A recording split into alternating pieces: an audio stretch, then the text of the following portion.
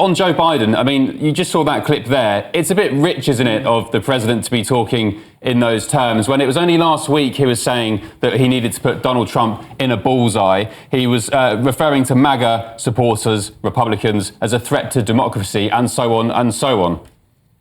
Yeah, good morning. It's a bloody outrage. We have the current incumbent, an individual who has labeled half the nation as so-called MAGA extremists, and then his lackeys in the mainstream media and his Democrat colleagues in Congress repeatedly use the phrase threat to describe a re-election of my former boss, President Trump.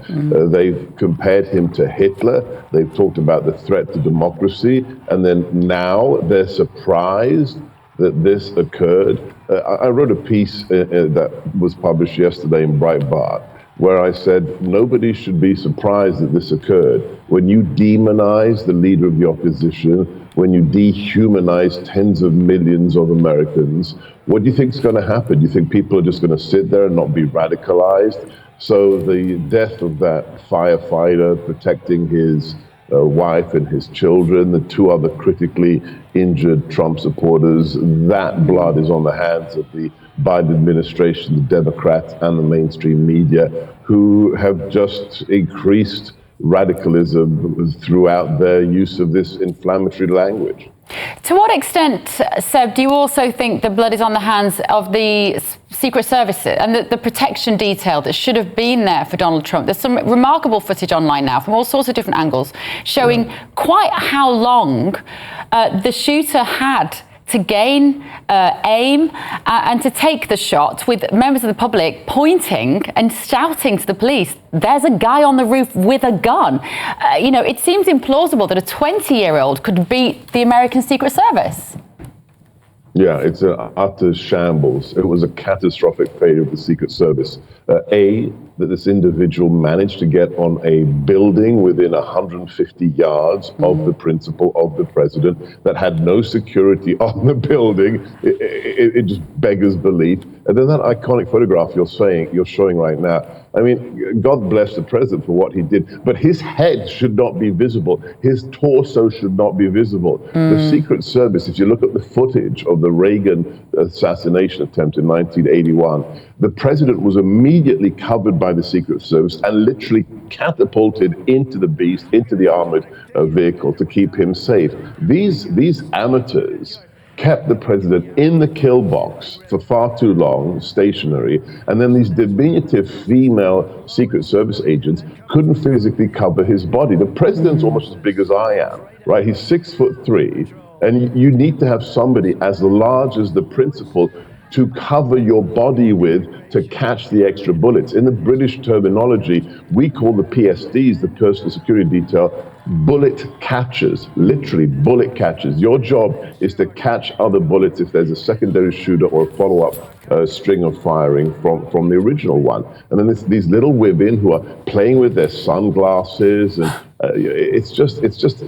it beggars belief. It's really an utter failure for the Secret Service. I think sort of what you're slightly alluding to there is actually that there's been a lot of preoccupation with the Secret Service, with their diversity, equity and inclusion procedures. Yeah. There's been a lot of talk about that on their social media. I'm not saying that women can't do that job well, but I guess what you're saying is in that situation, when you are right in the line of fire, quite literally, you need the biggest, tallest, strongest blokes around you. And if you have to be wrestled to the ground, then they're going to wrestle you to the ground.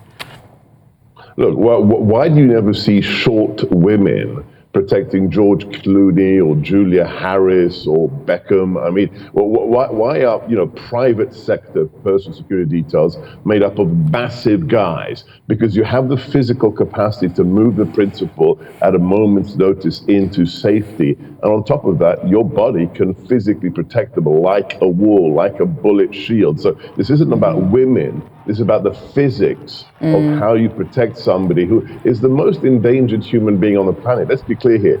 President Trump, after the rhetoric of the Democrats for the last 8 years, calling him Hitler, fascist, Nazi, white supremacist, he's the most endangered person in the world. And we don't need DEI hires. We don't need diversity hires to wave in front of the public. We need that person to be safe. Yeah.